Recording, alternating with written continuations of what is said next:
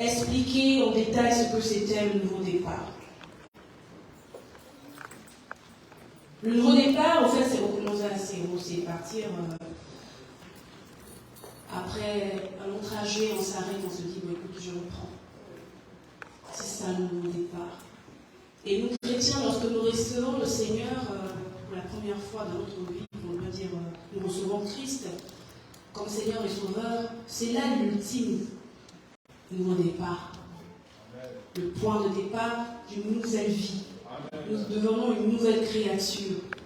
Le Seigneur renouvelle notre vie, nos pensées, notre façon de faire. Nous devons tout reprendre à apprendre.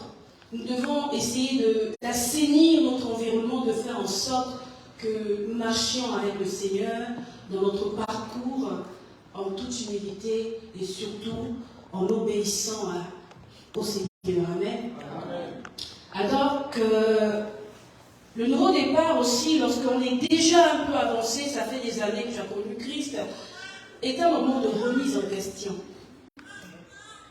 Après un long parcours, tu te rends compte que tu n'as certainement pas fait les choses correctement. Qu'il s'est passé des situations hors de ton contrôle. Et au lieu de te soumettre à Dieu, d'aller vers Dieu, tu as pris toi-même le relais et tu as fait les choses par ta force. Et quand tu te remets en question, tu te dis non, j'ai pas bien fait les choses. J'aurais dû me confier à Dieu. Et là, tu prends un nouveau départ. Donc cette remise en question devient une résolution qui te permet de t'arrêter et de changer de chemin. Mon père dit toujours, l'évêque, que la repentance, c'est juste le changement de chemin. Parce que tu reconnais que tu n'as pas bien fait. Tu t'es répandu, alors tu changes de chemin. Le chemin que tu prends est celui du Seigneur. Amen. Amen. Et là également, c'est un nouveau départ. Et la Bible est bourrée d'exemples qui nous parlent de nouveau départ. Et nous avons eu quelques-uns durant ces 3e jours. Et hier, je disais à papa, j'ai dit, ouh là là, maman Cathy, qu'est-ce qu'elle m'a fait? Qu'est-ce qu'elle m'a fait? Pourquoi elle a touché? Et papa m'a dit, ne t'inquiète pas, ça veut dire que Dieu confirme sa parole. Que c'était la parole qui était vraiment dédiée à Hébron. Et ils en ont besoin. Alors ne change rien, laisse Dieu faire ce qu'il veut faire. Et donc, je glorifie Dieu pour ça. Parce qu'il y a certaines choses que je ne vais peut-être pas développer encore. Nous avons été richement nourris. Amen. Mais j'apporte ma pierre à l'édifice.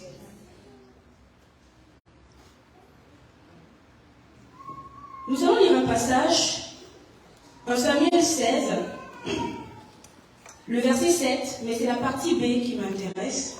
Mais je vais lire tout le passage. Mais l'Éternel lui dit, ne te laisse pas impressionner par son apparence physique et sa taille imposante, car ce n'est pas lui que j'ai choisi. Je ne juge pas de la même manière que les hommes. L'homme ne voit que ce qui frappe les yeux, mais l'Éternel regarde au cœur. Amen. Et c'est cette partie qui m'intéresse. L'homme ne voit que ce qui frappe les yeux, mais l'Éternel regarde au cœur. J'ai lu selon la Bible du Semeur. Donc nous voyons très bien ici qu'à un moment donné, lorsque le Seigneur avait besoin d'un autre roi, il envoie son serviteur Samuel pour aller prendre un grand fils.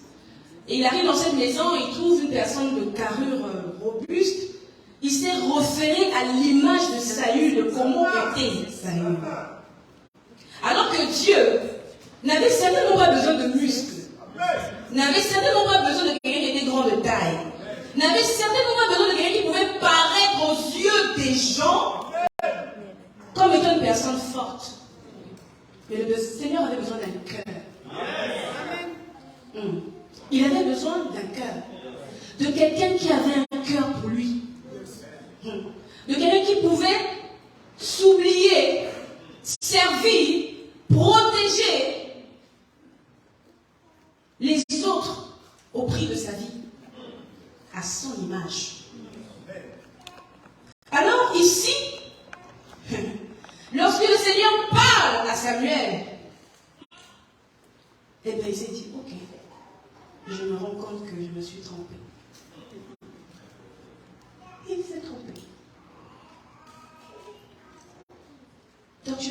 toute la connaissance. Tu peux croire avoir une certaine connaissance, mais en réalité, tu ne connais rien. En réalité, tu ne sais rien. Il est donc préférable de nous laisser guider par Dieu. Lui qui a la science infuse. Lui qui sait tout. Amen. Il s'agit bien ici de voir au-delà des apparences. Il s'agit bien ici de se fier uniquement à l'orientation de Dieu, à sa volonté. Et c'est ça un nouveau départ. Lorsqu'on arrête de se fier à nous-mêmes, aux hommes dits, et on se fie uniquement à Dieu. Non, je ne dis pas que la parole, que le serviteur de Dieu, les hommes qu'il a placés devant nous, ne vaut rien. Attention. Quand je dis se fier uniquement à Dieu, ça veut dire que Dieu passe aussi par ces personnes pour t'aider à avancer. Parce que dans le nouveau départ, il faut bien qu'il y ait un pas qui va après l'autre. Il faut que tu avances. Ou tu ne vas pas rester debout sur place sans rien faire. Ça va te prendre des années, après tu vas te dire, on nous a perdu du temps, on nous faisait dire des choses, je n'ai pas évolué. Non, tu es resté debout sans avancer. Tu es resté là. Et tu te dis que tu aurais mieux fait de continuer ta vie. Donc tu veux à ce moment-là repartir dans le passé. Mais là, c'est dangereux. Le passé ne doit pas nous servir de raison pour arrêter lorsque ça ne va pas. Mais de référence pour louer Dieu et avancer. Ça peut ne pas être un passé heureux. Mais ce passé-là t'a appris des choses. Tu as fait des erreurs. Tu es tombé. Tu t'es relevé. Et ce passé-là te sert de référence pour rendre grâce à Dieu qui jusqu'ici ne t'a pas laissé. Et donc s'il t'emmène à ce point-là, c'est qu'il est capable de te faire avancer. Alors c'est toi de ton passé pour rendre grâce à Dieu. Mais pas pour trouver des raisons de ne pas avancer. Et c'est ce que nous faisons souvent. Et ça n'a pas commencé par nous, malheureusement. Et nous allons le voir. Rapidement, je vais passer parce que je suis juste en train de vous donner quelques éléments. Deutéronome 8, verset 2. On voit Moïse en train d'exhorter le peuple d'Israël. Deutéronome 8, verset 2. Tu te souviendras de tout le chemin que le Seigneur ton Dieu t'a fait parcourir pendant ces 40 années dans le désert, afin de t'affliger et de te mettre à l'épreuve, pour savoir ce qu'il y avait où dans ton cœur.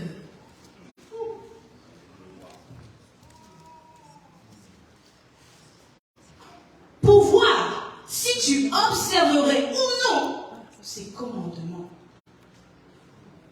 Qu'est-ce que le Seigneur cherchait à voir? Ce qu'il y avait dans leur cœur. C'est bien de venir nous impressionner ici avec tout ce que vous savez faire. Mais vous perdez du temps à vous-même. Amen. Amen. Vous perdez du temps à vous-même. Vous épuisez les hommes de Dieu. Certains meurent aujourd'hui par les AVC à cause de nous, peuple de Dieu. Et vous attristez le Saint-Esprit. Parce qu'en réalité, ce qui compte pour Dieu, c'est notre cœur. Amen.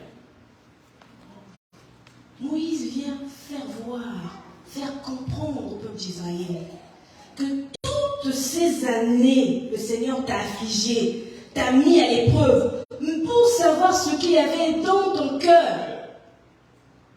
Ça veut dire que même la résistance que nous pouvons avoir dans les épreuves vient de notre cœur.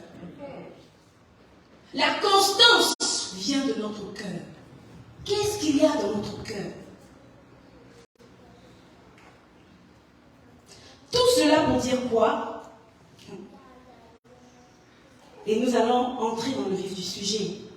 Le nouveau départ commence par le cœur.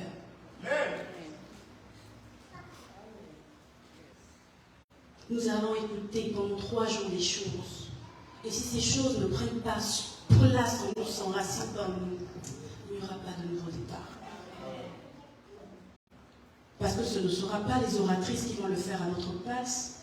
Ce ne sera pas Papa Hébron qui va le faire, l'évêque Romain, tous les ministres de Dieu que vous avez ici. Ça sera une résolution personnelle. De pouvoir vraiment inculquer ces choses en nous, de les mettre en nous, de faire en sorte que ce soit pour nous une façon de vivre désormais. Et la Bible nous aide en cela. Le passage de Luc 8, 4 à 15, parabole du Seigneur. Luc 8, 4 à 15.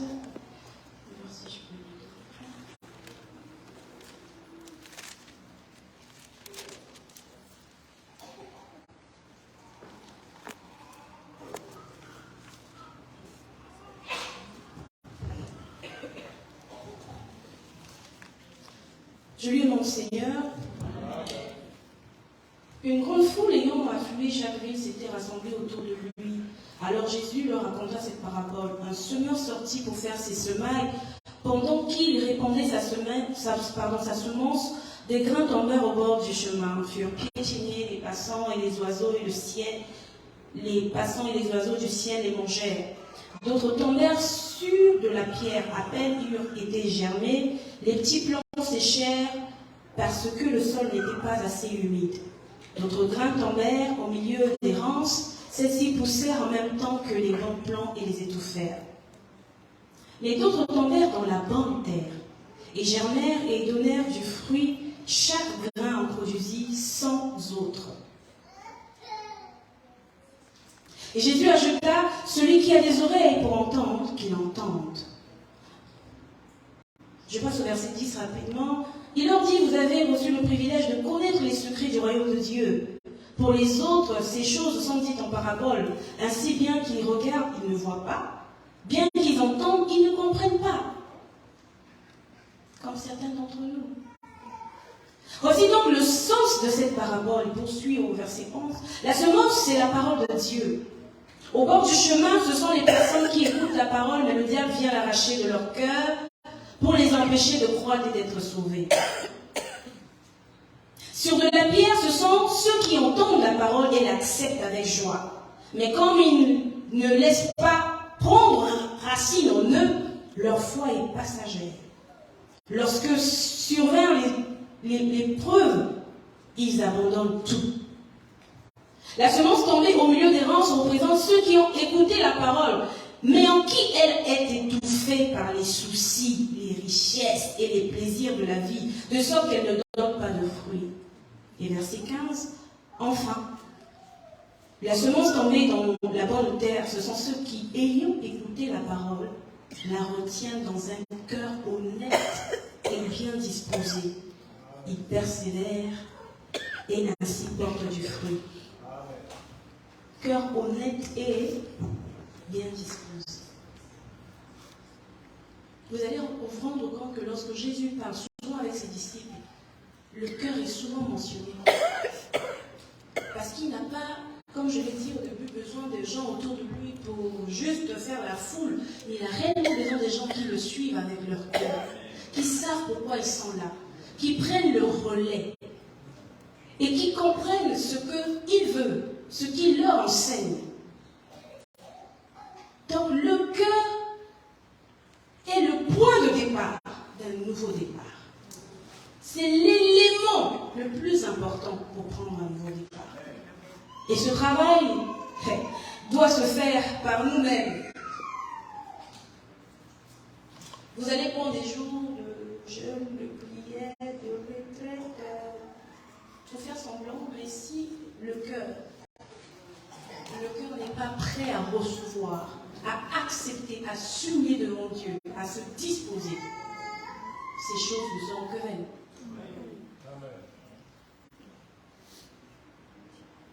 La parole de Dieu, c'est Dieu lui-même. Et lorsqu'il s'adresse à nous, lorsqu'il parle, il aimerait que cette parole siège ou prenne place ou s'enracine dans nos cœurs. Que les circonstances, les événements, les douleurs, les souvenirs ne nous empêchent pas d'accepter et de faire de la place à cette parole dans notre cœur. Parce que c'est cette parole qui nous aide à changer. Mon père dit toujours, il nous a choqués. Je ne sais pas si vous choquez ici. Il nous a choqués à Brazil. Il dit, Dieu ne change personne. Donc si tous regardez, Dieu ne change personne. Et il nous a expliqué. Il a dit, le changement vient déjà de la prise de décision. Donc c'est toi qui dois prendre la décision de changer. On va t'imposer les mains, les pieds, le coude, tout. Si tu n'acceptes pas, tu ne prends pas la décision de changer, tu ne changeras pas. Le Saint-Esprit vient travailler sur ce qu'il trouve en toi. Le Saint-Esprit vient multiplier ce que tu as. La parabole des talents. On n'aura même peu. Ça veut dire qu'il faut toujours des longs. Nous avons toujours quelque chose. Les gens qui disent je n'ai rien, non, comme ça je n'ai rien. Nous avons tous reçu quelque chose. Et ce sont ces choses que le Seigneur vient multiplier. N'oubliez pas que nous avons été créés à son image. Nous sommes des dieux.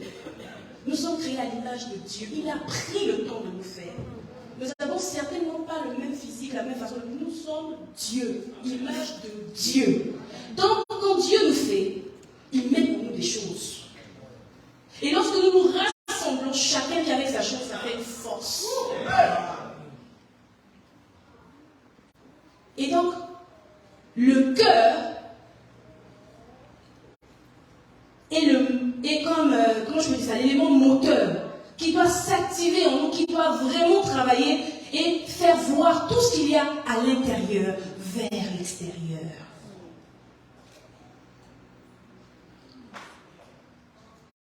Le nouveau départ commence d'abord par ton cœur. Et ce matin, le Seigneur aimerait que tu comprennes ces choses. Que tu te rendes compte que tout ce qui a été fait pendant ces trois jours, et même ce matin, n'a qu'un seul but: de ramener ton cœur à lui. Ramener ton cœur à lui. La Bible dit dans Matthieu 15, 19, car c'est du cœur que viennent raisonnements mauvais, meurtre, adultère, inconduite sexuelle, vol, faux témoignage, calomnie. Matthieu 15, 19. C'est du cœur. Si tu voles, ton cœur. Si tu mens, c'est ton cœur. Tu calomnies les autres, ton cœur.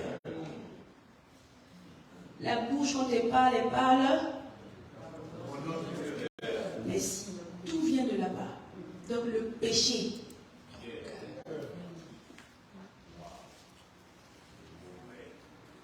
très mauvais. Hier, on en parlait à la maison, dit le cœur de l'homme est mauvais. Parce qu'on a vu le clip du frère Kalama qui est en train de dire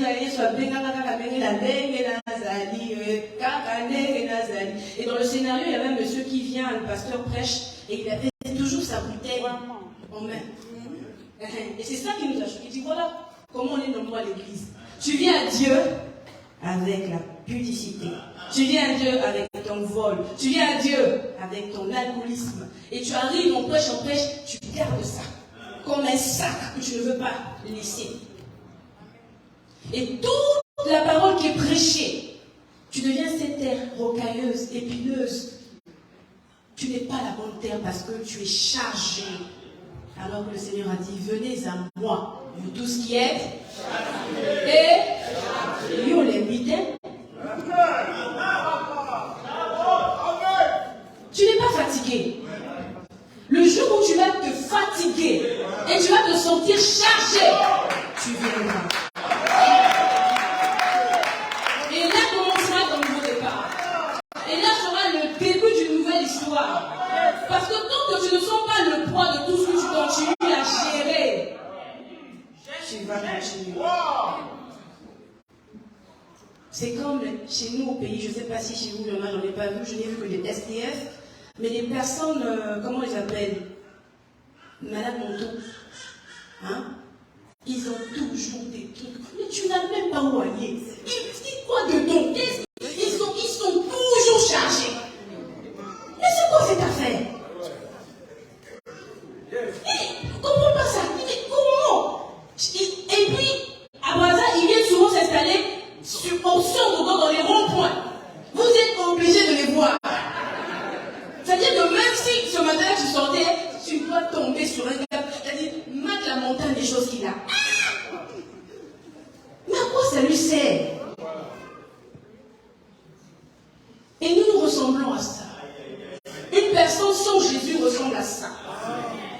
Une personne qui n'a pas pris la résolution de faire le travail dans son cœur ressemble à ça. Et vous venez dans l'église, vous fatiguez les hommes de Dieu. Vous avez un mauvais cœur, vous n'aimez pas tout ce qui s'y passe. Et même les gens qui s'y trouvent. Mais vous venez pourquoi? Pour qu'on voie votre belle perruque, votre joli rouge à lèvres, pour qu'on sente le parfum que vous dégagez. Un parfum qui sent mauvais aux yeux de l'Éternel. Il n'en a pas besoin. C'est le cœur qui l'intéresse. Ces artifices n'emmèneront nulle part. Nous ne connaissons ni le jour ni l'heure.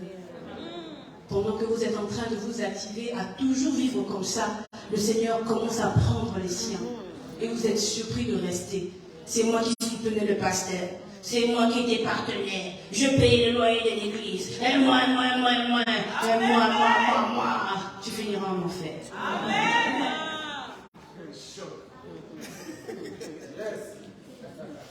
Voilà pourquoi le Seigneur nous recommande en Proverbe 4, 23, par-dessus tout, veille soigneusement sur ton cœur, car il est la source de ce qui fait ta vie.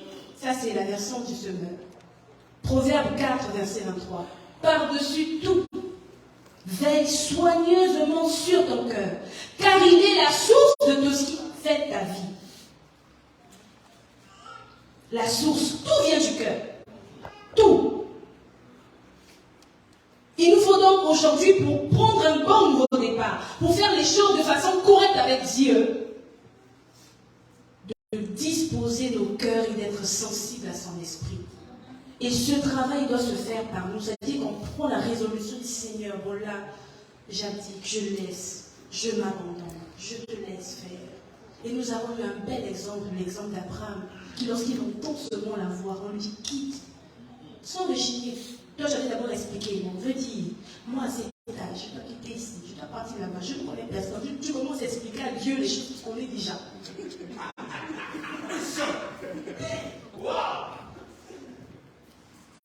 Donc lui qui vient vers toi te dire une chose, il n'a pas pris le temps de bien gérer la chose. Hein? Non, parce que tu vois, à cet âge-là, s'il faut que je quitte ici, je vais m'installer où? Je vais vivre chez qui? Comment ça va se passer? Je vais manger quoi? Oh non, Seigneur, tu commences à expliquer. Mais lorsqu'on a un cœur disposé, lorsqu'on a un cœur sensible à l'Esprit de Dieu, on sait même reconnaître non seulement la voix de Dieu, on sait s'y soumettre. Parce que c'est pas tout hein, d'écouter. Il faut également. Ah, c'est la partie là. C'est de ça qu'il s'agit. C'est ça. Donc un nouveau départ permet à Dieu de mettre devant nos yeux l'état de notre cœur. Dieu met devant nos yeux l'état de notre cœur. Il dit, voilà ton cœur. À l'heure d'aujourd'hui, là, voilà. Qu'est-ce que tu en penses? Et c'est cette remise en question, cette analyse, toi-même quand tu t'auto-diagnostiques, tu te dis, bon, je suis le médecin de moi-même en ce moment, là, je sais ce qui se passe. Parce que même quand on va voir un médecin, on pose la question qu'il y a quelqu'un d'autre. Ah, c'est la partie là. Moi, avant, je croyais que quand tu arrives chez le docteur, j'ai mal à la tête. Je vais me limiter là, il va faire le reste. Sinon, il va d'abord te demander comment vous dormez, ça fait combien de jours. On dit, ah, mais c'est comment? J'ai dit, j'ai mal à la tête. C'est à vous de trouver. Non, hein, parce que lui, pour qu'il puisse bien te soigner, pour qu'il puisse bien faire un bon diagnostic, il va te baser sur ce que tu lui dis. Donc, à ce moment-là, tu te regardes, tu t'examines. Le Seigneur met devant toi. Il t'ouvre les yeux, au fait. Parce que si hier tu avais des écailles, et pas, aujourd'hui, après tout ce qu'on nous a prêché, tu as la possibilité de te rendre compte que, ouais, au fait, c'est ce dont j'ai besoin. C'est ce qu'il me faut. Vous savez, les personnes qui ont été abusées dans leur jeunesse, les personnes qui ont été malmenées, ont du mal à passer ce cap. Parce qu'on reste accroché à ce traumatisme, à ces souvenirs. On ne veut pas prendre un nouveau départ. À quoi servent les cicatrices à votre avis? Les cicatrices. Après une blessure, à se souvenir. Mais lorsqu'on touche encore ces cicatrices-là, vous ressentez la même douleur. Vous la ressentez.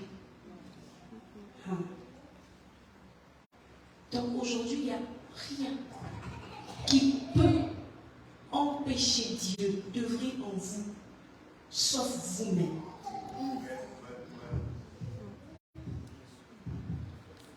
Sauf nous-mêmes. Et nous, à Brazza, on a dû le dire, donc il y en a et un amour. Donc ça veut dire que la personne qui m'ensorcelait là, c'est moi-même. C'est pas mon voisin, c'est pas mon, c'est moi-même qui me suis ensorcelée. Parce que si cette situation ne change pas, c'est parce que je n'ai pas encore décidé que ça change. Alors, ton cœur ce matin, le Seigneur met sous tes yeux. Est-ce que tu veux le nouveau départ? Est-ce que tu en as besoin? Ah, mais si tu en as besoin, tu sais ce qu'il te reste à faire. Donc, je vais aller vite, excusez-moi, et pardonnez-moi si je vous fais du tort. Mais quand on est ici, on se parle également. C'est un miroir, on se mire dedans. Oui, parle bien, mais yo pose à la tête. C'est ça. Dans ce nouveau départ, lorsque nous avons ça, le Seigneur nous met sous nos yeux notre cœur, nous devons donc à ce moment-là lâcher prise. Nous devons donc à ce moment-là faire le nettoyage, enlever tout ce qui était toxique, malsain, tout ce qui nous empêchait de maturer. Ah oui, on va parler de ça. Il faut qu'on mature.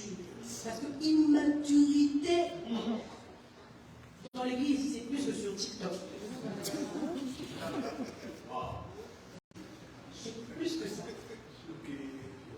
Ma papa dit Colo, mais immature quoi comme. Et vous frustrez les gens, vous blessez les gens quittent l'église à cause de votre immaturité. Tout ça, c'est un nouveau départ. Et on va en parler. Ne me chassez pas. Ça, c'était donc le premier point. Nous allons aller vite. Le nouveau départ commence par notre cœur. Point 2. Le nouveau départ est un pas de foi. Un pas de foi. Parce que la vie nous emmène toujours dans des situations où on se pose des questions, on s'interroge. Si Dieu nous connaît, s'il se souvient qu'on existe, si c'est dans quoi il nous a mis. Parfois tu te dis, qui n'est pas venu, si c'est toi qui m'as mené là. Et quand je me retrouve dans cette situation, c'est comme si tu as fermé les yeux, tu as vu. C'est comment? Tu trouves un gars qui vient, il veut t'épouser, il est oh non, j'ai changé d'idée. C'est quoi ça? Qu'est-ce qui s'est passé?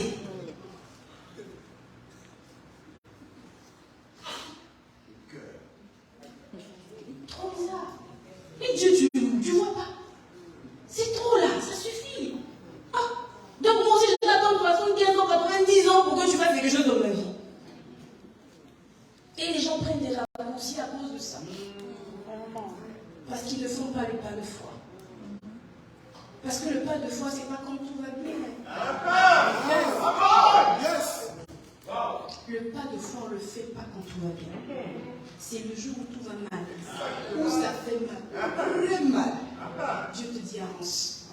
Ça veut dire que pour que le pied aille devant le devant doit te trouver.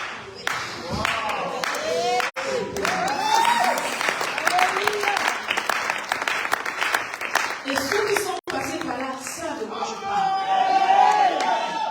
Où tu sens que tu es fatigué. Tu as même besoin que pour bouger ton corps, il faut que quelqu'un vienne prendre la tête.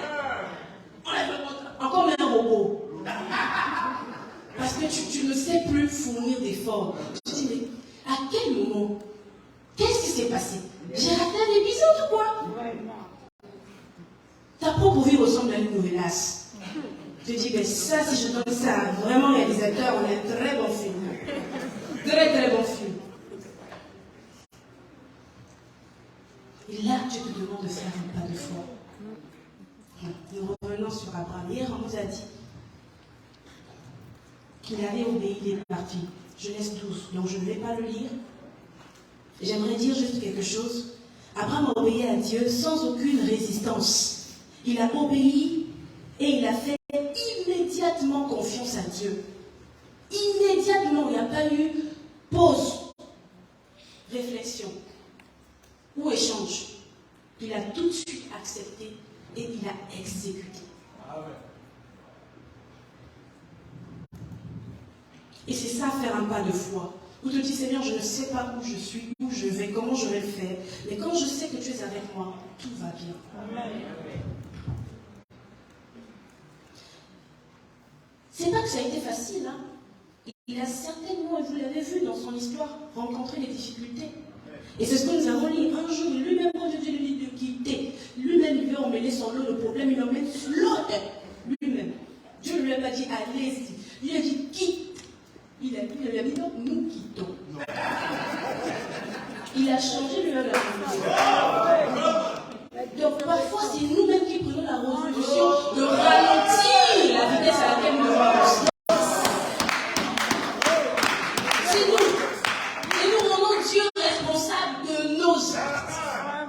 Dieu s'adresse à toi, te dit à toi, quitte. Tu vas emmener tout le monde avec toi. Cette affaire-là, je ne comprends pas ça. Oh, Dieu m'a montré une vision. Oh, ok, mais va seul. Tu emmènes tout le monde, c'est quoi? Et ceux qui viennent avec toi, il m'a tué point de temps.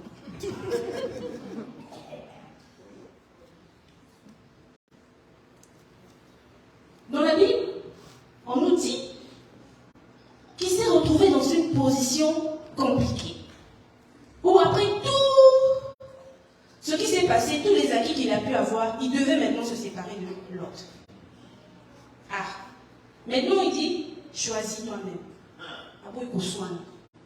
Il dit, bon, on a vécu ensemble, on a eu des choses ensemble, mais toi choisis dans quel sens tu vas. Et moi je vais me contenter de ce qui va rester. Et nous allons le lire dans Genèse 13, 14 à 17. Pour ceux qui ne connaissent pas, c'est dans le Nouveau Testament. Genèse 13, 14 à 17. C'est le premier livre du Nouveau Testament. C'est quoi Genèse 13, 14 à 17. Le Seigneur dit à Abraham, après que l'autre se fut séparé de lui, lève les yeux, je te prie, et regarde depuis le lieu où tu es. Notez ça, soulignez ça pour ceux qui ont leur Seigneur. Regarde depuis le lieu où tu es. Vers le nord, vers le sud, vers l'est et vers l'ouest, tout le pays que tu vois, je te le donnerai à toi, à ta descendance, pour toujours. Je rendrai ta descendance aussi nombreuse que les grains de poussière de la terre. Si on pouvait compter les grains de poussière de la terre, alors on pourrait aussi compter ta descendance. Parcours le pays en long et en large, je te le donnerai. Ça arrive. Pendant cette séparation, le Seigneur vient rassurer son serviteur. Ce qui est l'avantage pour nous qui avons Dieu. Quoi que tu viennes, le Seigneur, il te rassure. Il est là, il t'accompagne, il ne te laisse pas. Il vient te rebooster. Tu vas pleurer, tu as fini même des temps, mais là, après tu te lèves, tu sors et tu vas, tu souris. Parce que tu as un Dieu qui te rassure. Amen. Donc, Abraham s'est retrouvé dans cette situation avec son neveu où il devait choisir la meilleure partie. Il a dit choisis. Il dit donc, l'autre laisse la partie la moins avantageuse. Il a choisi la bonne partie. Il laisse la partie la moins avantageuse à son oncle. Manque de respect. Manque de respect. Parce que même quand Abraham lui avait proposé ça, il fallait abouir. Non, vieux. On est ensemble. Je ne saurais pas arriver à ce niveau sans toi. Donc tu ne peux pas me demander ça. Voilà pourquoi les femmes, on est bien, hein? Vous avez vu Ruth? Non! Comment ça, je dois partir? Je peux rester. Je vais aller où? Je peux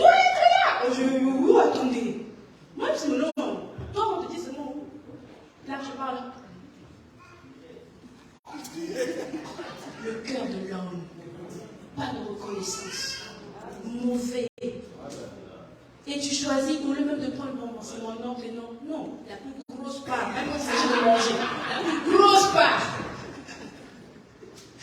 Ah, où est l'amour? Ah, et il part. Donc Abraham se rend compte que, bon, ok, viens, bon, comment on va faire? Ok. Il a été certainement inquiet. Voilà pourquoi dans le passage que nous avons lu, le Seigneur vient dire à son serviteur, lève les yeux depuis le lieu où tu es.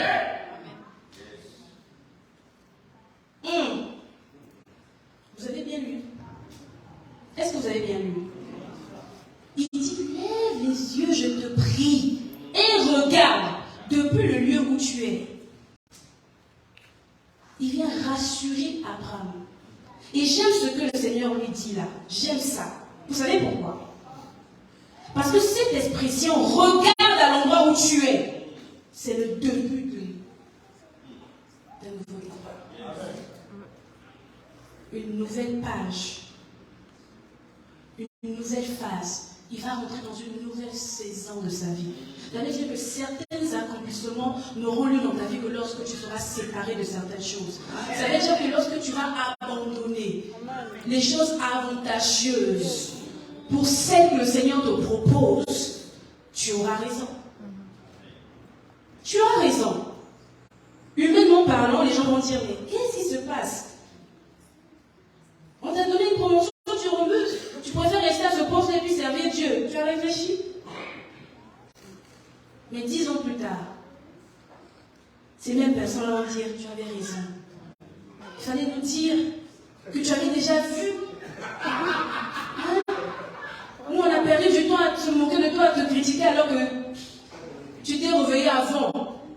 Donc, tu as vu des choses bien avant. Nous, on n'a rien vu. C'est ce qui s'est passé ici. Le Seigneur est donc venu rassurer son serviteur et lui donne un nouveau départ. Il lui dit, lève donc tes yeux et regarde à l'endroit où tu es. Ça marque le présent, ça marque le moment, c'est à dire maintenant. Où tu te tiens, où tu te trouves, le Seigneur te dit, lève les yeux. Et quand il te dit lève les yeux, ce n'est pas pour que tu regardes comme tu as l'habitude de regarder. Là, il vient traiter ta vision. Même lorsque tu es myope, là, tu vois les choses avec l'esprit. Il vient te couvrir de ton esprit. Parce qu'à l'époque, ils n'avaient pas le Saint-Esprit en eux. Hein. Donc cette affaire où j'ai écouté la voix de Dieu, j'ai reconnu la voix de Dieu, c'était un niveau d'intimité. Un niveau, un degré que nous ne pouvons pas avoir aujourd'hui. Parce qu'il fallait que le Seigneur vienne sur eux. Que son esprit se pose sur eux. Pour que certaines choses se fassent, pour qu'ils comprennent, pour qu'ils entendent. Or, nous avons un Seigneur pour nous. Mais tous les jours, tu te balades là où tu vas, là où tu sais. Comme tu veux, là. Avec quelqu'un en toi. D'où le cœur peut être mauvais, peut être le siège de tout. Mais c'est aussi le QG du Saint-Esprit.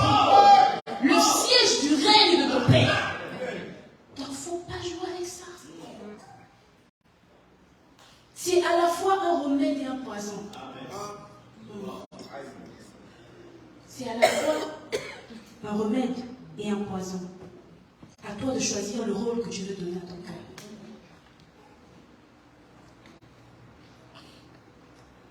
Alors, lorsque nous faisons ce pas d'abandon, nous acceptons de faire ce que Dieu nous dit. Le pas d'abandon veut dire qu'on se rend compte qu'à un certain moment, il faut qu'on arrête de raisonner comme les hommes, de faire comme les hommes, de vivre comme les hommes. Il faut qu'on apprenne à être au rythme de Dieu. Ça veut dire que si c'est lui qui joue une mélodie, même quand tu ne sais pas chanter, que tu as l'habitude de chanter hors gamme, tu te mets à son rythme. Si tu ne peux pas chanter, tu vas danser à son rythme. Si tu ne vas pas danser, tu vas quand même battre ton rythme. Mais sois au rythme de Dieu. Lorsque tu fais ce pas de foi, mets-toi au rythme de Dieu. Parce que le rythme de Dieu t'emmène à sa hauteur. Amen. Quand tu es accordé à Dieu, quand tu te soumets à lui, à ce qu'il te dit et que tu obéis à ça, le Seigneur t'emmène à sa hauteur. Tu n'es plus à la hauteur humaine, à la hauteur de l'ensemble que nous sommes. Tu montes à un certain niveau où, lorsque le Seigneur vient se révéler à toi, les choses que les autres pouvaient comprendre après, toi tu avais déjà compris à début. Et tout ça naît de quoi? De l'intimité avec Dieu, qui sera notre troisième point. Parce que je suis obligée de survoler, d'aller rapidement. Parce que le pas de foi, lorsqu'on le fait, c'est un acte d'obéissance. Alléluia. Pour ceux qui écrivent, le pas de foi que nous faisons, c'est un acte d'obéissance. On obéit à Dieu. On accepte de partir à son instruction. D'arrêter à son instruction. C'est lui qui nous dirige, personne d'autre.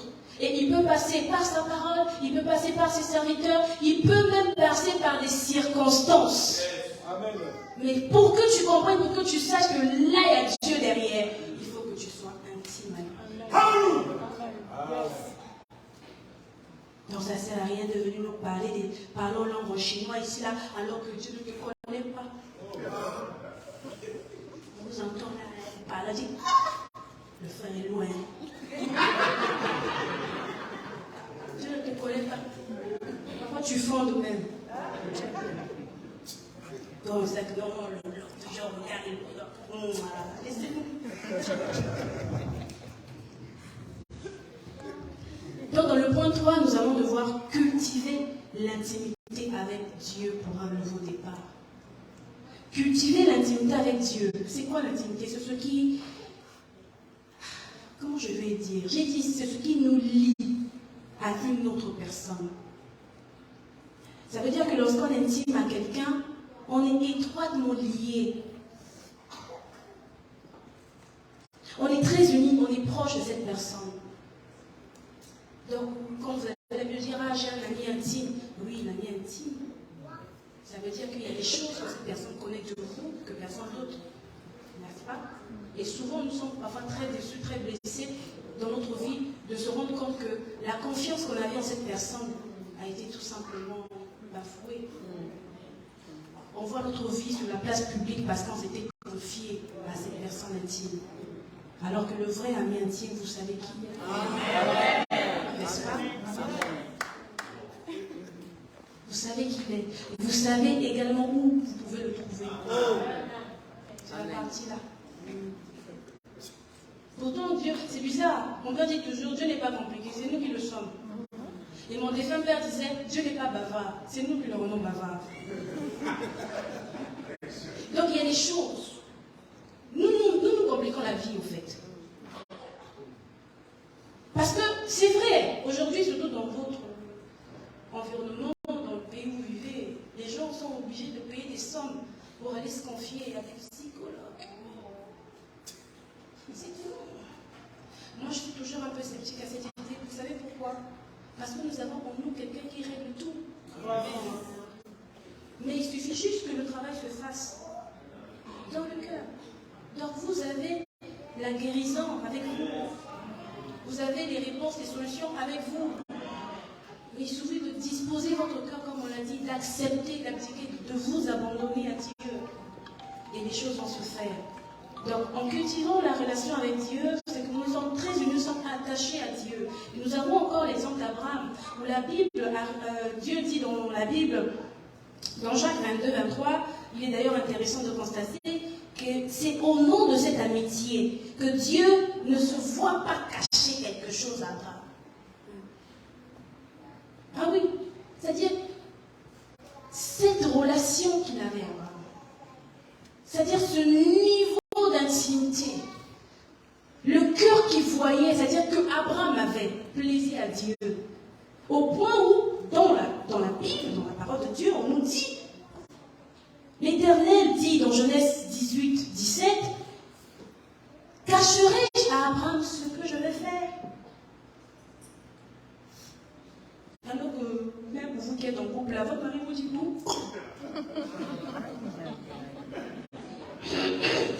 passais par là. Donc, nous devons... Oh, pardonnez-moi. Il y a des gens qui me regardent et sont direct.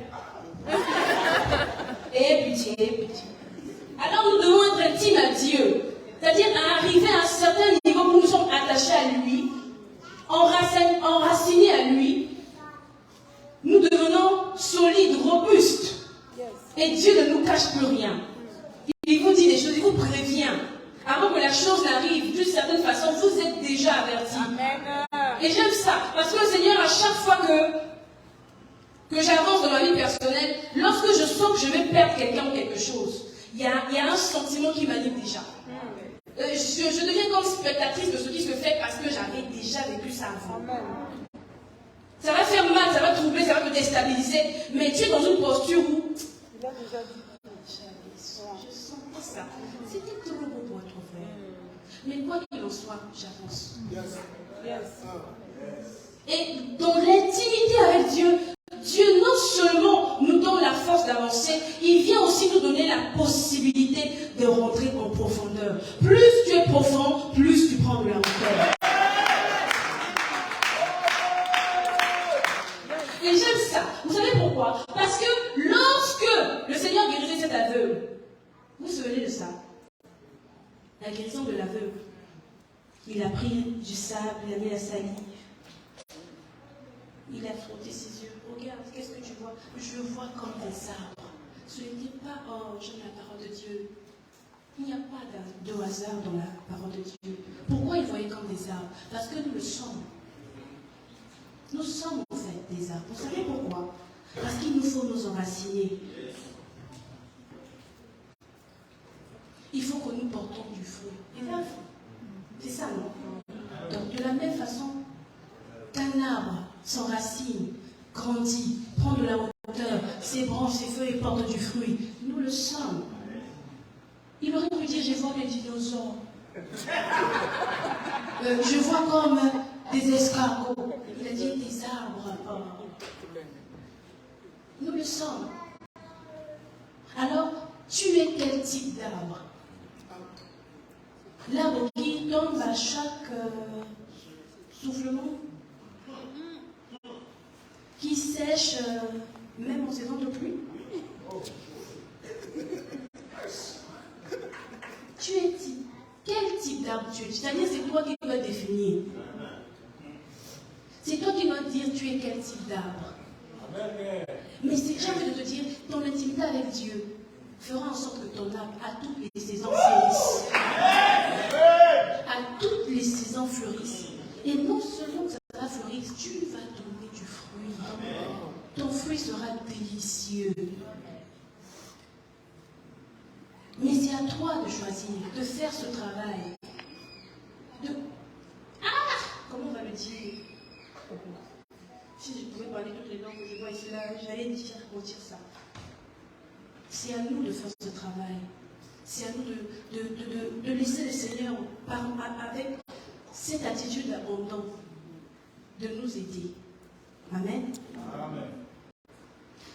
L'intimité avec Dieu, c'est être aussi capable d'être attentif à sa voix.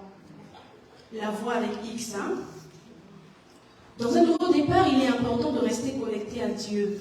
Et la Bible dit, dans Jean 15, verset 6, « Celui qui ne reste pas attaché à moi, on le jette dehors, comme les branches. Alors les branches deviennent sèches. On les ramasse, on les jette dans le feu, et elles brûlent. » Toujours référence à un arbre. Donc celui qui ne reste pas attaché, parce qu'il a dit qu'il est le cep, le vrai. N'est-ce pas?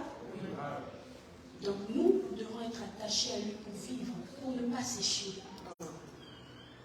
Le séchement-là ne peut être une situation que tu vis en ce moment, où tu te dis, Seigneur, Nasuki, Nassi, Maël. Seigneur, qu'est-ce que je vais faire? Qu'est-ce que je vais devenir? Tu te dis, mais c'est fini pour moi, c'est fini, là, c'est bon, je crois que tout ce qu'il me reste à faire, c'est faire mon testament, même si je suis en bonne santé, peut-être que demain, je ne vais pas me lever. Parce que ça t'a tellement accablé que je ne sais pas par où commencer, ni comment le faire d'ailleurs. Or, le Seigneur dit que nous devons être attachés à lui. Parce que si on ne l'est pas, on va sécher, jeter dans le feu. Amen. L'intimité avec Dieu, nous devons le cultiver. Ça permet à ce nouveau départ de se faire en toute croissance. Parce qu'il y a des départs, hein, c'est comme des fusées. On est venu aujourd'hui, en tout cas, la fusée, et on arrive, ça fait c'est resté là. Ça n'a pas décollé. Vous avez déjà vu des documentaires comme ça, hein? C'est arrivé, où les hommes de science voulaient faire partir quelqu'un sur la Lune, les journalistes, ça va. Oh non, finalement, il y a eu un problème au départ. Et ton nouveau départ ne doit pas être un faux départ. Ça ne peut pas être un faux départ, justement. Parce que si c'est un faux départ, ça veut dire qu'on a perdu notre temps. Et que surtout toi, tu as perdu notre temps.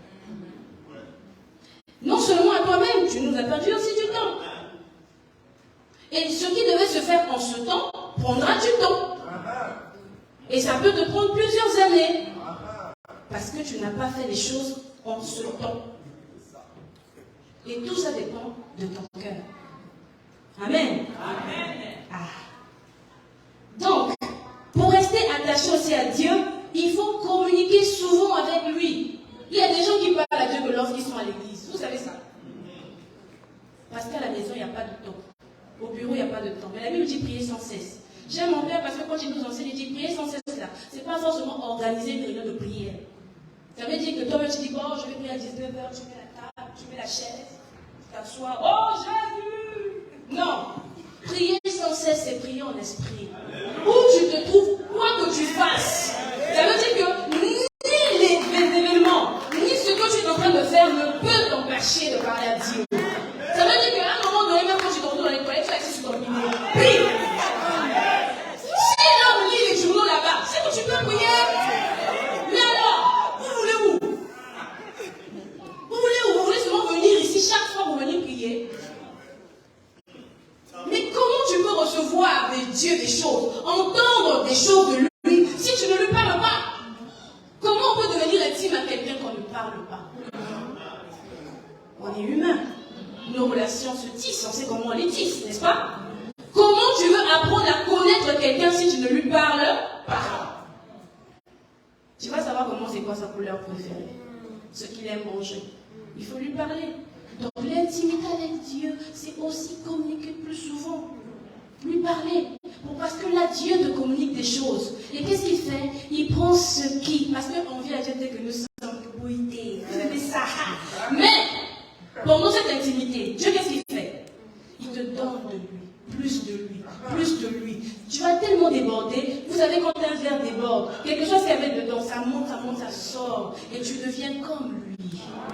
Donc il y a certaines choses, tu vas être surpris. Qu'est-ce qui s'est passé? Moi qui aimais ces ça, mais aujourd'hui, ça ne me dit rien. Et quand j'entends les gens se battre pour ça, merci Seigneur, tu dis oui, tu viens de loin, parce que là où Dieu m'a pris là, non, merci. Et ces choses te font gagner du temps. L'intimité avec Dieu te fait gagner du temps.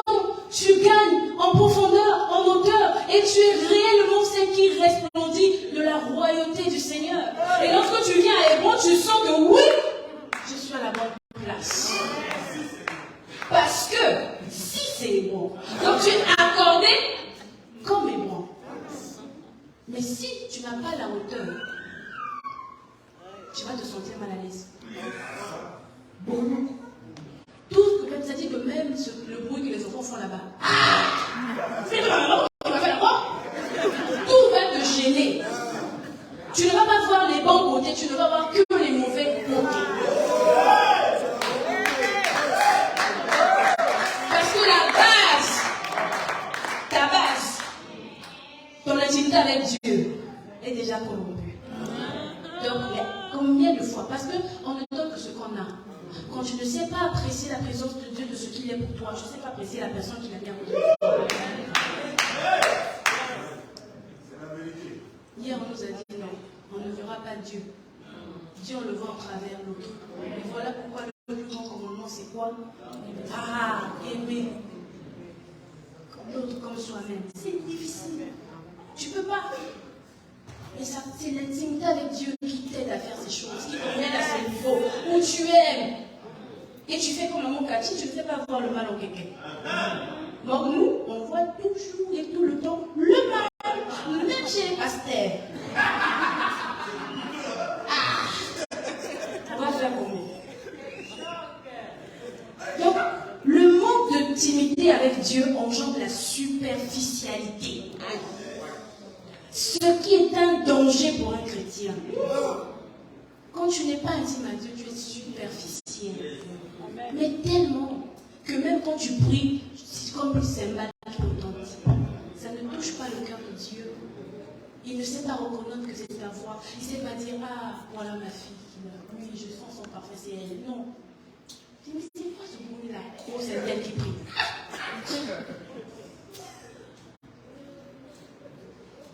Tu es superficiel. Et à la moindre offense, tu pars. Tu fais tes cris, tu quittes l'église. Vous dites que l'église est devenue moderne. Nous aussi, l'église de Dieu est devenue moderne. Donc, bien noté. Va.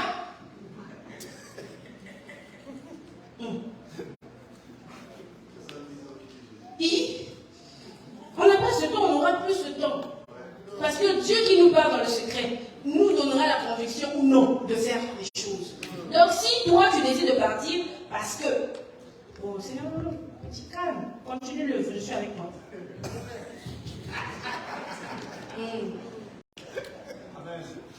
Ah oui. C'est-à-dire qu'à un moment donné, il faut qu'on arrête, il faut qu'on se dise oui, d'accord, on est dans la maison de Dieu, mais arrêtons certaines choses. Parce que tout part de l'intimité que nous avons avec Dieu. Le vivre ensemble, se supporter les uns les autres, tout part de là. S'il y a des choses que tu arrives à supporter chez toi à la maison, c'est que tu peux supporter ici. Et lorsque tu ne vois pas certaines choses que tu voulais voir chez le pasteur où j'étais, prie. Mais tu n'as pas le temps de prier. Tu veux qu'on fasse quoi? Donc finalement, tout doit venir des autres. Toi, tu fais quoi?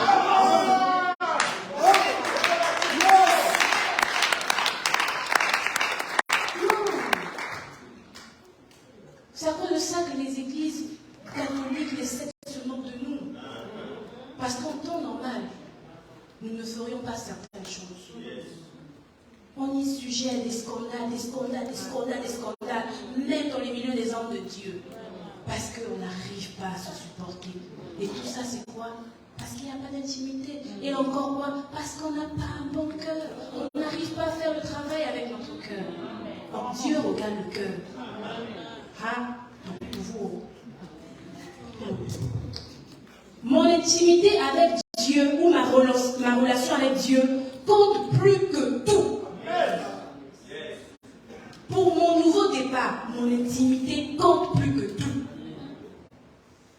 Pour ne pas qu'il y ait de faux départ, il faut que mon intimité compte plus que tout. Parce que c'est là que tu fais de Dieu ta priorité. C'est là que tu te fies à lui, que tu lui fais confiance, que tu refuses d'avancer sans avoir entendu. C'est de là. Alléluia.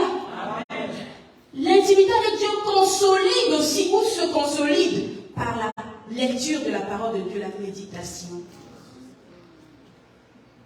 Certains ouvrent les Bibles souvent ici, encore donc on a la Bible électronique, WhatsApp.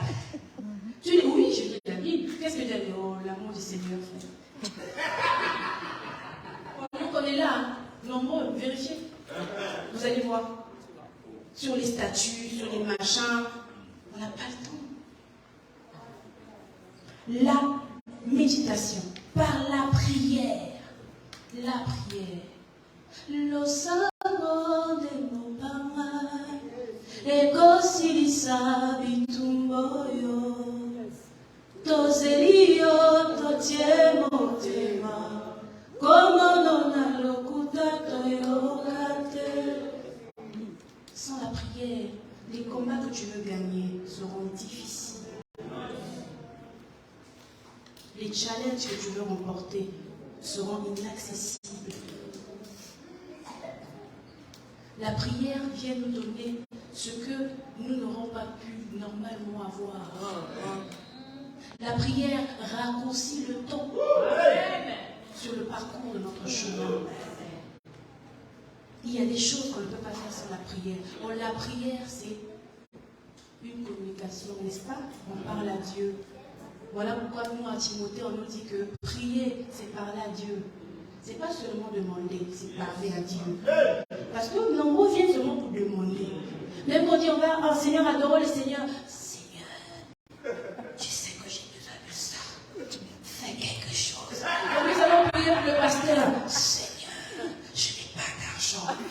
Si nous allons prier pour l'église, Seigneur, jusqu'à quand Jésus, fais quelque chose. Tu ne sais pas prier pour les autres. Tu ne sais pas parler à Dieu. Tu ne sais pas lui rendre gloire. Tu ne sais pas le vénérer. Tu sais seulement demander des choses. Tu demandes. Et quand Dieu ne... Vous savez quoi? Il y a certaines choses que l'on obtient lorsqu'on touche le cœur de Dieu. Ça veut dire que tu n'auras parfois pas besoin de prier pour ça. Mais tellement tu as touché le cœur de Dieu par ta vie, par ton attitude, par le service, ces choses viennent à toi. Et ça dépend du cœur que tu as, de la relation que tu entretiens avec lui.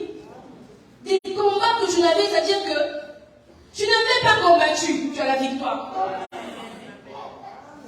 Chaos avant d'avoir commencé. L'ennemi part déjà sur la troisième porte, on part sur la troisième porte, bah, et la bondité, la transpirité. Ça, c'est l'intimité. Quand Dieu te connaît, quand tu entretiens, cacherai-je Abraham? Quand il va mettre ton nom là où on a mis Abraham, là, maintenant si tu n'es pas sûr, tais-toi.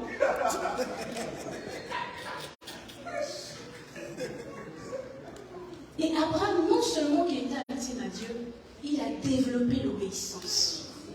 Il était obéissant. Il savait qu'il y avait des choses qu'il ne pourrait pas dire non à Dieu. Donc, quel que soit ce que le Seigneur va lui dire, il va dire, Seigneur, je le fais. Il se jetait à l'eau. Et ça allait à des limites au point où le Seigneur, un jour, l'a mis contre dos pour lui demander la seule chose, d'ailleurs, qu'il lui avait promis des années, pour voir son cœur. Et là encore, il avait gagné.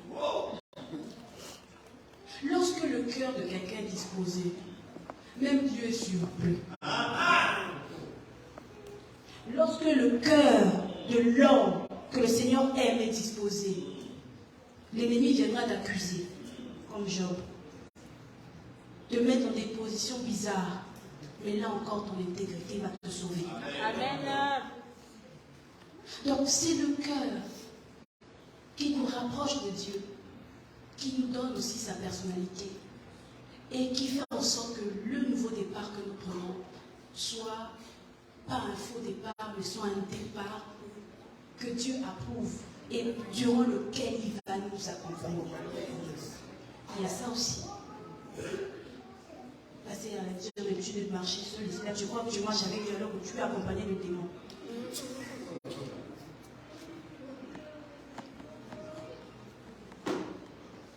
Obéir à Dieu, c'est désobéir à la logique humaine, comme l'a fait Samuel. Désobéir à la logique humaine. Donc, dans la logique humaine, tu vois le poste que tu occupes là, on donne en main, ce serait pas toi. Dans la logique humaine, ce que le Seigneur te donne au quotidien, quand tu calcules, on donne en main, tu ne dépenserais pas ça. Dans la logique humaine, le fait que tu t'habilles comme tu t'habilles en temps normal, tu n'aurais pas tout ça. Dans la logique humaine, il y a certaines choses qui ne seront pas normalement à notre portée. Mais divinement parlant, Dieu nous donne ces choses. Pourquoi? Parce qu'il nous connaît et que nous sommes intimes à lui.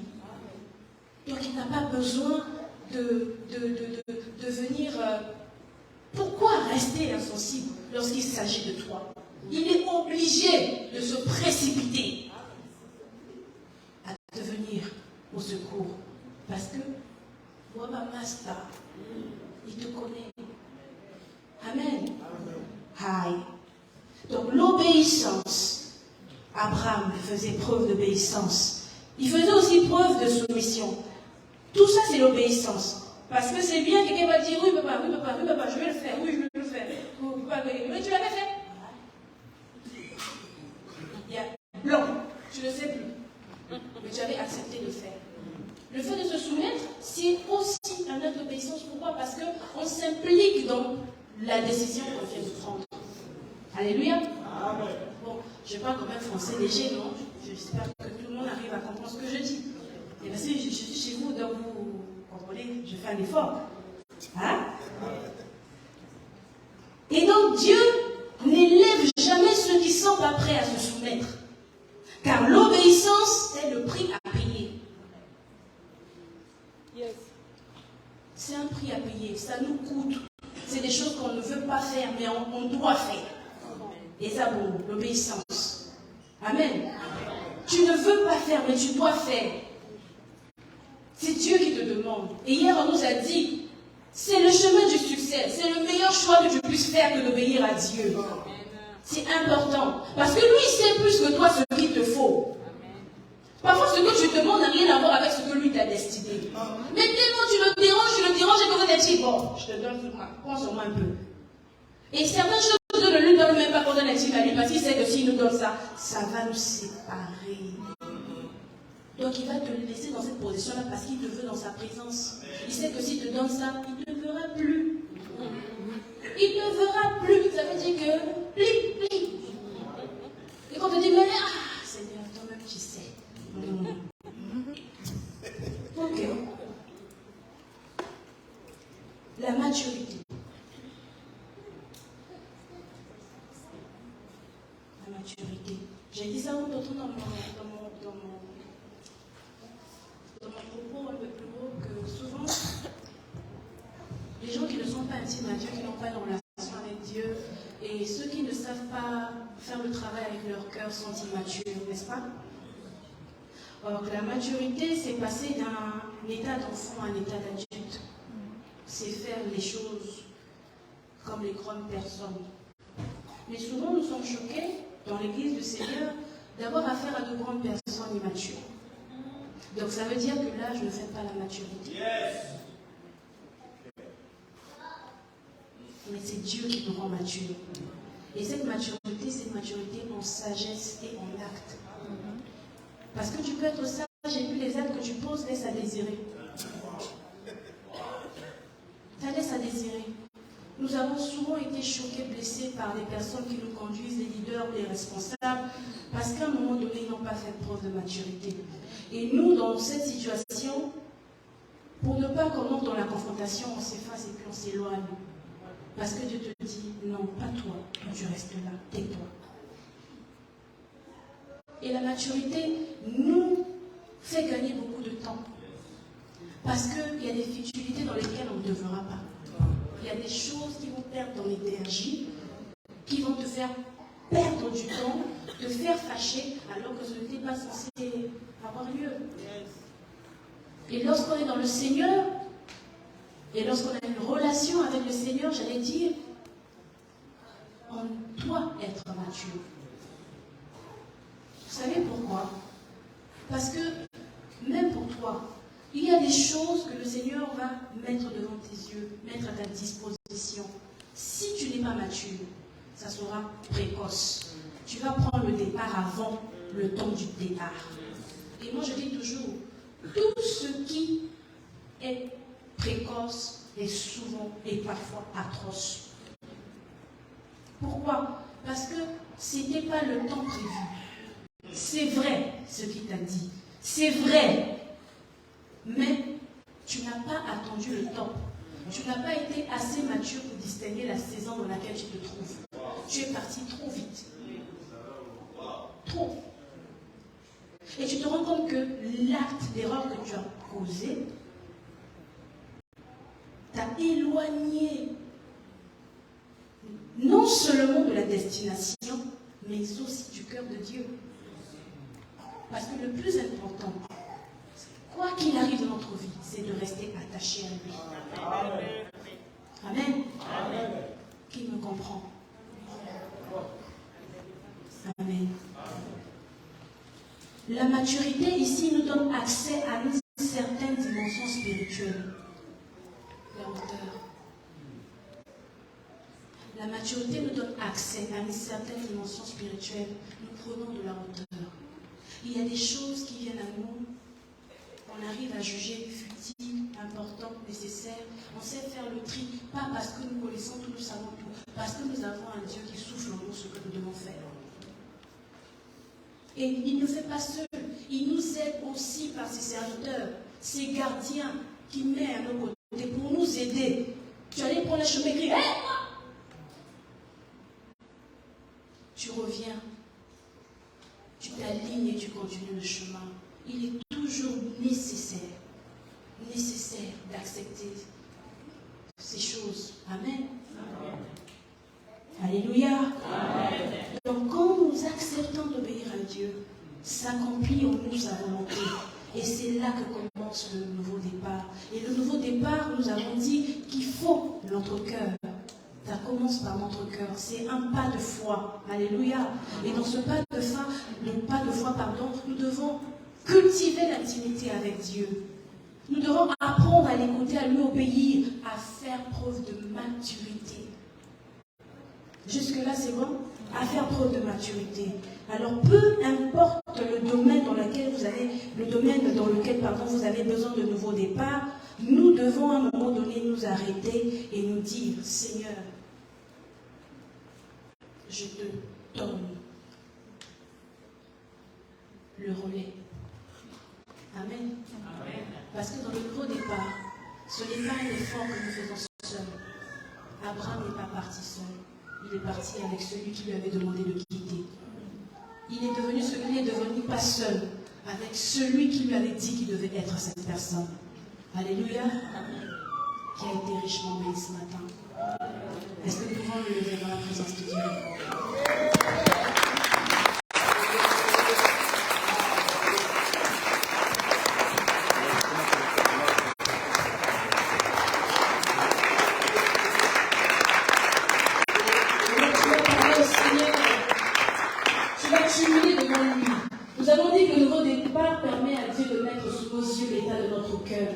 Alors regarde ton cœur et décide ce que tu veux en faire. Prends le chemin qui convient. Prends la décision qui convient de laisser le Seigneur guider, être au-dessus de tous tes choix, de tous tes désirs, qu'il soit la priorité de ta vie. Parle au Seigneur. Là maintenant, laisse parler ton cœur. Reconnais. Examine-toi, vois tout ce qui a été fait déjà avant, au niveau où tu es aujourd'hui. Comme le Seigneur a dit à Abraham, lève tes yeux, regarde là où tu te trouves, là, c'est maintenant.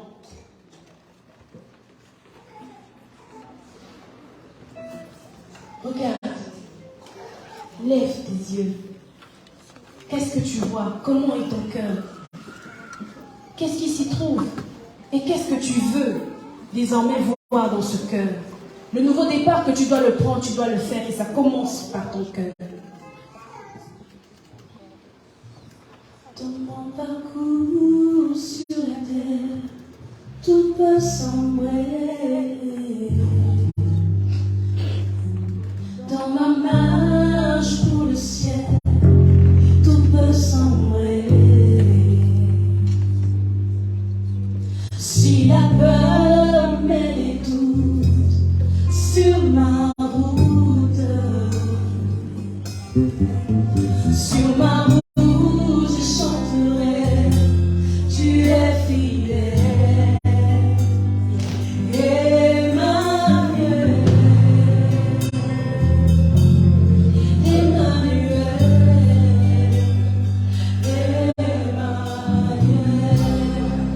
il est Emmanuel, il est celui qui est avec toi, il est celui qui t'a parlé pendant ces 3 jours et même ce matin, il est celui qui attend que tu laisses, que tu lui cèdes de ton cœur, que tu lui cèdes de ton cœur. Il est celui qui veut que tu prennes la décision aujourd'hui de te soumettre à lui, de t'abandonner à lui. Qu'importe le choix, qu'importe le chemin que tu dois prendre, laisse Dieu le faire pour toi. Laisse Dieu te guider. Laisse Dieu te donner ce nouveau départ. Et ce nouveau départ commence maintenant, mais ça commence dans ton cœur. Dans ton cœur. Tu n'es pas seul. Sur la terre, tout peut se